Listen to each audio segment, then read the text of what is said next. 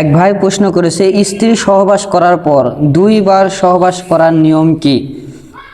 চাপ দাড়ি তোলার জন্য কি কোনো ঔষধ ব্যবহার করা যাবে? স্ত্রী মারা গেলে স্বামী কি তার গোসল করাতে পারবে? নারীরা উচ্চ আওয়াজে কোরআন তেলাওয়াত করতে পারবে কি? টাক টাক মাথায় চুল লাগানো যাবে কি না, বা টাক মাথায় অন্য কোনো চুল লাগিয়ে বাইরে ঘোরা যাবে কি না? তো আমরা প্রশ্নমালা শেষ, এবার উত্তরমালার দিকে আসি। এক ভাই আমাদেরকে প্রশ্ন করেছেন যে, হুজুর, স্ত্রী সহবাস করার পর দ্বিতীয়বার আবার যদি আমরা স্ত্রী সহবাস করতে চাই তাহলে এর নিয়মটা সঠিকভাবে জানাবেন।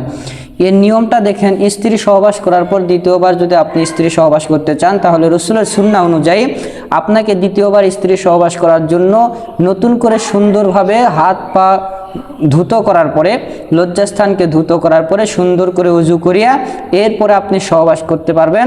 এখন যদি আপনি এগুলো না করেন তাহলে আপনার আমলনামায় গুনাহ লেখা হবে, এরকম কোনো বিষয় নয়। কিন্তু সুন্নত তরিকায় যদি আপনি সেটা পালন করতে চান তাহলে আপনাকে আগে উজু করে তারপরে লজ্জাস্থানগুলো ধুতো করে এরপরে আপনি দ্বিতীয়বার সহবাস করতে পারবেন। এরপরে এক ভাই প্রশ্ন করেছে, হুজুর, চাপ দাড়ি তোলার জন্য কি কোনো ঔষধ ব্যবহার করা যাবে কি না? দেখেন, চাপ দাড়ি তোলার জন্য কোনো ঔষধ ব্যবহার করা, এতে কোনো ক্ষতি নেই, কিন্তু এটা এক পর্যায়ে আপনার ব্যবহার করা নাজায়েজও। কারণ আল্লাহ তাআলা আপনাকে আমাকে যেভাবে সৃষ্টি করেছেন এটাই আল্লাহ তাআলার কাছে সবচাইতে বেশি সুন্দর, এবং এই আকৃতিতে আপনাকে অনেক সুন্দর লাগবে। যদি আপনি চিন্তা করেন যে এর বিকৃতি ঘটাবো তাহলে আপনার আমলনামায় গুনাহ লেখা হবে। কারণ আল্লাহর সৃষ্টিকে আপনি অস্বীকার করলেন, আল্লাহর সৃষ্টিকে আপনি অপছন্দ করলেন, এই কারণে আল্লাহ তাআলা আপনার আমলনামায় গুনাহ লিখতে পারে। এই কারণে আপনি দাড়ি যদি না থাকে এটাতে আপনি সুন্দর, যদি আপনার দাড়ি অল্প পরিমাণ থাকে এটাতেও আপনি সুন্দর, যদি চাপ দাড়ি থাকে তাহলে এটাতেই আপনি সুন্দর। আল্লাহ তাআলা যাকে যেরকমভাবে সুন্দর লাগবে তাকে সেরকমভাবেই আল্লাহ পাক রব্বুল আলামিন সৃষ্টি করেছেন। এরপরের প্রশ্ন, একজন বোন প্রশ্ন করেছে, হুজুর, স্ত্রী মারা গেলে স্বামী কি গোসল করাতে পারবে? দেখেন, স্ত্রী মারা গেলে স্বামী গোসল করাতে পারবে কিনা এ নিয়ে অনেক মতানৈক্য রয়েছে। কোনো ইমামের মতে, ইমাম আবু হানিফা রাহিমাহুল্লাহ তাআলার মতে, যখন কোনো স্ত্রী মারা যায় তখন স্বামী স্ত্রীর বন্ধন আর থাকে না, এই কারণে কোনো স্বামী স্ত্রীকে গোসল করাইতে পারবে না। কিন্তু অধিকাংশ অন্যান্য ওলামায়ে কেরামের মতে বা অন্যান্য মাযহাবের মতে স্ত্রীকে স্বামী গোসল করাইতে পারবে, কিন্তু একটা মহিলা মারা গেলে অন্য কোনো গোসল করাতে পারে এরকম কোনো মহিলার দ্বারা গোসল করিয়ে নেওয়াটাই হইতেছে ভালো। আর পুরুষ মারা গেলে অন্য একটা পুরুষকে নিয়ে এসে গোসল করিয়ে দেওয়াটাই ভালো। কিন্তু যদি নিজের স্ত্রীর গোসল স্বামী করায় তাহলে কোনো সমস্যা হবে না অধিকাংশের মতে।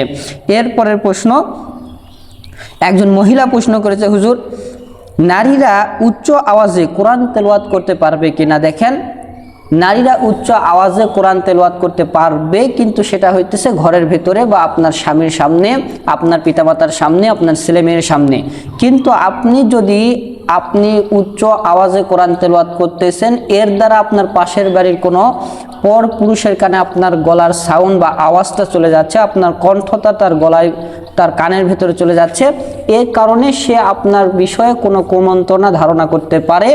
এই কারণে আপনি নিজে কম আওয়াজে, একবারে সুন্দর আওয়াজে ধীরে ধীরে কোরআন তেলাওয়াত করতে পারবেন, এটাই সবচাইতে উত্তম।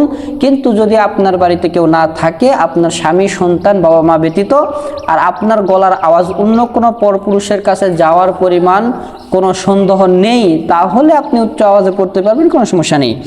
এরপরে প্রশ্ন হচ্ছে, হুজুর, টাক মাথায় চুল লাগানো যাবে কি না? দেখেন, টাক মাথায় আলাদা কোনো চুল লাগানো এটা শরীয়ত সমর্থন করে না। কারণ আপনাকে আল্লাহ তাআলা যেভাবে সৃষ্টি করেছে এটার আপনি বিরোধিতা করতেছেন, এবং এটা একটা প্রতারণা হইতে পারে, একটা প্রতারণা।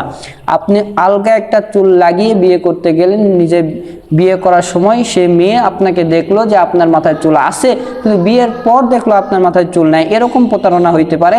আপনি আলগা চুল লাগিয়ে বাজারে বা রাস্তাঘাটে ঘুরে বেড়াচ্ছেন, মানুষ মনে করলো যে আপনার মাথায় চুল আছে, কিন্তু বাস্তবে আপনার মাথায় চুল নেই, এটা একটা প্রতারণা। এই কারণে আপনার মাথার ভেতরে আলগা চুল লাগিয়ে বাইরে ঘোরাফেরা করা শরীয়ত কখনো সমর্থন করে না।